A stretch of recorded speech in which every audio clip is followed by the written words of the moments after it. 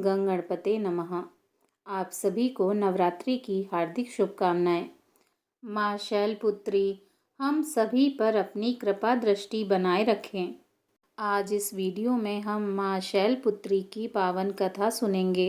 या देवी सर्वभूतेषु माँ शैलपुत्री रूपेण संस्थिता नमस्तस्यै नमस्तस्यै नमस्तस्यै नमो नमः। हिमालय की कन्या भगवान शिव जी की अर्धांगिनी माता शैलपुत्री नवरात्रि के प्रथम दिन की अधिष्ठात्री देवी हैं। इनकी उपासना से साधक को स्थिरता, शुद्धता और आध्यात्मिक उन्नति का वरदान प्राप्त होता है। माता शैलपुत्री के मस्तक पर चंद्रमा शोभायमान है। माता शैलपुत्री का वाहन वृषभ है। माता शैलपुत्री का तेजस्वी स्वरूप भक्तों को अचल विश्वास और शक्ति प्रदान करता है। आइए सुनते हैं माता शैलपुत्री की पावन कथा। नवरात्रि के प्रथम दिन पूजित माता शैलपुत्री का जन्म एक विशेष उद्देश्य से हुआ। देवी सती के रूप में जब उन्होंने अपने शरीर का त्याग किया तो वे अपने अगले जन्म में राजा हिमाचल के यहाँ पुत्री के रूप में अवतरित हुईं। यही कारण है कि उन्हें शैलपुत्री के नाम से जाना जाता है। प्राचीन काल में हिमालय राज अपनी पवित्रता और निष्ठा के लिए प्रसिद्ध थे। वे भगवान शिव जी के अनन्य भक्त थे और उनके चरणों में लीन रहते थे। एक दिन जब वे गहन ध्यान में थे तब नारद मुनि वहां आए और उन्होंने कहा, हे राजन, तुम्हारे घर स्वयं आदिशक्ति माता प्रकट होंगी। वे न केवल इस धरा को दिव्यता से आलोकित करेंगी बल्कि तुम्हारे कुल का गौरव भी बढ़ाएंगी। राजा हिमाचल और उनकी रानी ने यह सुनकर देवी भगवती की घोर तपस्या की और उनकी श्रद्धा भक्ति से प्रसन्न होकर माता भगवती ने उन्हें आशीर्वाद दिया कि वे स्वयं उनकी पुत्री के रूप में अवतरित होंगी। कुछ समय बाद रानी को एक दिव्य कन्या की प्राप्ति हुई जो अत्यंत तेजस्वी और दिव्य आभा से युक्त थी। शैलपुत्री के रूप में जन्म लेने के बाद देवी का बाल्यकाल अत्यंत अद्भुत रहा।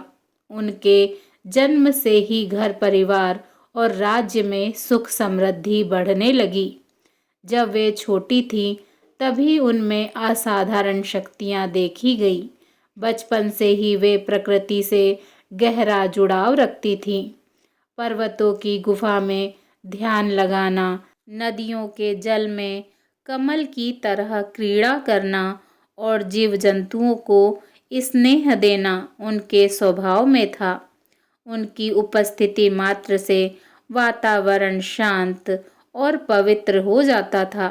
कभी कभी वे ध्यान में लीन हो जाती और उनका मुखमंडल दिव्य तेज से दमकने लगता। राजा हिमाचल को यह आभास हो गया था कि उनकी पुत्री कोई साधारण कन्या नहीं है बल्कि स्वयं भगवती जगदम्बा का अवतार हैं। उन्होंने देवर्षि नारद मुनि से इसका रहस्य पूछा। तब उन्होंने कहा, हे राजन, यह वही देवी हैं जो पहले राजा दक्ष प्रजापति की पुत्री सती थीं। उन्होंने अपने पति महादेव का अपमान सहन न करते हुए योगा अग्नि में देह का परित्याग कर दिया था। अब वही आपके घर पुत्री रूप में जन्म लेकर अपने सती धर्म की पुनः स्थापना करेंगी। नारद जी ने कहा, माता शैलपुत्री का जन्म एक विशेष उद्देश्य से हुआ है। वे पूर्व जन्म में माता सती थी जो भगवान शिव जी की अर्धांगिनी थी, लेकिन उन्होंने अपने पिता दक्ष प्रजापति के अपमान से आहत होकर योगा अग्नि में अपने प्राण त्याग दिए थे। माता सती का जन्म ब्रह्मा जी के पुत्र दक्ष प्रजापति के घर हुआ। वे बचपन से ही भगवान शिव जी की आराधना में लीन रहती थी। कठिन तपस्या के बाद भगवान शिव जी ने उन्हें अपनी अर्धांगिनी के रूप में स्वीकार किया, लेकिन उनके पिता दक्ष प्रजापति भगवान शिव जी को योग्य वर नहीं मानते थे। एक बार राजा दक्ष प्रजापति ने एक भव्य यज्ञ का आयोजन किया, जिसमें सभी देवताओं और ऋषियों को आमंत्रित किया गया, लेकिन भगवान शिव जी और देवी सती को निमंत्रण नहीं भेजा। जब माता सती को इस बात का पता चला तो वे अपने पिता के घर जाने के लिए व्याकुल हो उठी। भगवान शिव जी ने उन्हें समझाया कि बिना निमंत्रण जाना उचित नहीं होगा, लेकिन माता सती अपने मायके जाने के लिए अडिग रहीं। यज्ञ स्थल पर पहुंचने के बाद माता सती ने देखा कि वहां भगवान शिव जी का अपमान किया जा रहा है। दक्ष प्रजापति ने अपशब्द कहे और भगवान शिव जी को अयोग्य कहा। यह देखकर माता सती सहन नहीं कर पाईं और उन्होंने क्रोधित होकर अपने पिता को उत्तर दिया, जिस भगवान शिव को समस्त ब्रह्मांड पूजता है, उनके लिए अपशब्द कहकर आपने घोर अनर्थ किया है। अब मैं इस शरीर में एक क्षण भी नहीं रहूंगी। इतना कहकर माता सती ने अपने योगा अग्नि से देह का त्याग कर दिया। भगवान शिव जी को यह जानकर अत्यंत दुख और क्रोध हुआ। भगवान शिव जी अत्यंत क्रोधित हो गए और उन्होंने अपने गण वीरभद्र को भेजकर दक्ष प्रजापति का यज्ञ विध्वंस करा दिया। माता सती के देह त्याग के बाद भगवान शिव जी ने उनका मृत शरीर उठाकर संपूर्ण ब्रह्मांड में तांडव किया। यह देखकर सभी देवता भयभीत हो गए। तब भगवान श्री हरि विष्णु जी ने सुदर्शन चक्र से देवी सती के शरीर को खंड खंड कर दिया, जिससे उनके अंग विभिन्न स्थानों पर गिर गए। यही स्थान शक्ति पीठ कहलाते हैं। अब माता सती को अपने शिव से पुनर्मिलन के लिए एक और जन्म लेना था, जिसके लिए वे राजा हिमाचल आपके घर पुत्री के रूप में अवतरित हुई हैं और शैलपुत्री के नाम से जानी जाएंगी। यह सुनकर राजा हिमाचल को गर्व हुआ और वे अपनी पुत्री को हर प्रकार से शिक्षा देने लगे। जब देवी युवावस्था को प्राप्त हुई, तब उनका स्वरूप और भी दिव्य प्रतीत होने लगा। वे वृषभ पर सवार, त्रिशूल धारण किए और मस्तक पर अर्धचंद्र को धारण किए रहती थीं। उनका यह दिव्य स्वरूप संपूर्ण सृष्टि को यह संदेश देता था कि वे स्थिरता, साहस और भक्ति का प्रतीक हैं। माता शैलपुत्री के रूप में जन्म लेने के बाद देवी का जीवन एक नई दिशा की ओर अग्रसर हुआ। अब देवी ने निश्चय किया कि वे पुनः भगवान शिव जी को प्राप्त करेंगी। भगवान शिव जी को पुनः प्राप्त करने के लिए कठोर तपस्या करेंगी। जैसे जैसे शैलपुत्री बड़ी हुई, उनके भीतर दिव्यता झलकने लगी। देवी शैलपुत्री को अपने पूर्व जन्म की स्मृतियां जागृत हुईं और उन्होंने संकल्प लिया कि वे भगवान शिव जी को पुनः पति रूप में प्राप्त करेंगी। इस उद्देश्य से उन्होंने गहन तपस्या का मार्ग चुना। वे अब पर्वतों की गुफा में जाकर ध्यान लगाने लगी। कठोर ब्रह्मचर्य का पालन करते हुए अपना संपूर्ण जीवन शिव आराधना में उन्होंने समर्पित कर दिया। पहले वर्षों तक वे केवल फल और फूल खाकर रहीं, फिर केवल पत्तों पर जीवन यापन करने लगी, जिससे उन्हें अर्पणा कहा गया। अंततः उन्होंने निर्जल और निराहार रहकर घोर तपस्या की। माता शैलपुत्री की तपस्या से समस्त देवगण चकित थे। देवराज इंद्र को चिंता हुई कि यदि माता सती की तपस्या पूर्ण हो गई तो भगवान शिव जी उनसे विवाह के लिए बाध्य हो जाएंगे। इसीलिए उन्होंने कामदेव को भेजा ताकि उनकी तपस्या भंग की जा सके। कामदेव ने मोहनी बाणों का प्रयोग किया, लेकिन देवी अडिग रही। आखिरकार भगवान शिव जी एक ब्राह्मण के रूप में उनके सामने प्रकट हुए। भगवान शिव जी ने उनसे कहा, हे देवी, तुम कौन हो और इस कठोर तपस्या का क्या उद्देश्य है? माता शैलपुत्री ने अपने तपोबल से जान लिया था कि उनके सामने कोई और नहीं बल्कि स्वयं भगवान शिव जी हैं। तब देवी शैलपुत्री ने उत्तर दिया, हे प्रभु, मैं पूर्व जन्म में आपकी अर्धांगिनी सती थी। अब मैंने पुनः जन्म लिया है और आप ही मेरे एकमात्र स्वामी हैं। अगर आप मुझे स्वीकार नहीं करेंगे तो मैं फिर से अनंत जन्मों तक तपस्या करती रहूंगी। भगवान शिव जी उनकी भक्ति और प्रेम समर्पण से प्रसन्न हुए और उन्हें अपनी अर्धांगिनी रूप में स्वीकार करने का वचन दिया। जब भगवान शिव जी ने विवाह के लिए अपनी स्वीकृति दे दी तो संपूर्ण ब्रह्मांड में हर्ष छा गया। सभी देवता, ऋषि मुनि और स्वयं राजा हिमाचल इस शुभ समाचार से आनंदित हो गए।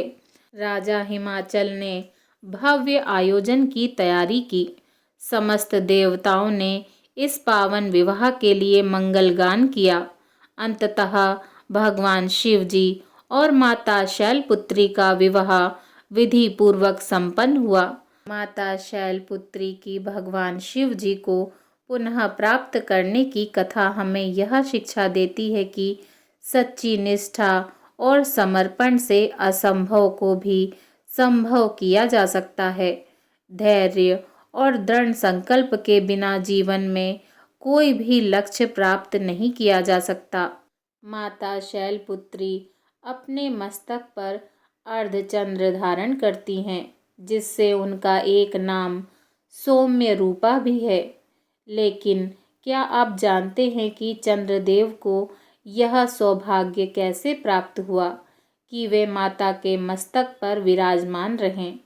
अब आगे की कथा में आप यह भी जानेंगे कि चंद्रदेव को कैसे यह सौभाग्य प्राप्त हुआ और कैसे चंद्रदेव ने गंभीर श्राप भोगा और फिर माता शैलपुत्री की कृपा से पुनः अपना तेज प्राप्त किया।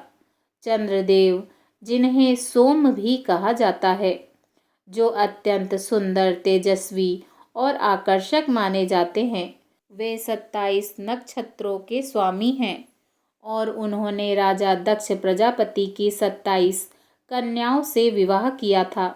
लेकिन उन्होंने अपने विशेष रूप से रोहिणी नामक पत्नी को ही सबसे अधिक प्रेम दिया, जिससे बाकी 26 पत्नियां उपेक्षित महसूस करने लगीं। जब यह बात राजा दक्ष प्रजापति को पता चली तो उन्होंने चंद्रदेव को समझाया, लेकिन उन्होंने इस बात को अनदेखा कर दिया। इससे क्रोधित होकर राजा दक्ष ने उन्हें क्षय होने अर्थात धीरे धीरे लुप्त होने का श्राप दे दिया। श्राप के प्रभाव से चंद्रदेव की चमक धीरे धीरे कम होने लगी, जिससे देवताओं की संपूर्ण सृष्टि में संकट उत्पन्न हो गया। चंद्रदेव अत्यंत व्याकुल हो उठे और सभी देवताओं से सहायता मांगी, लेकिन कोई समाधान नहीं मिला। अंततः वे भगवान शिव जी और माता शैलपुत्री की शरण में पहुँचे। चंद्रदेव ने कैलाश पर्वत पर जाकर घोर तपस्या प्रारंभ की। वे दिन रात भगवान शिव जी और माता शैलपुत्री का ध्यान करने लगे।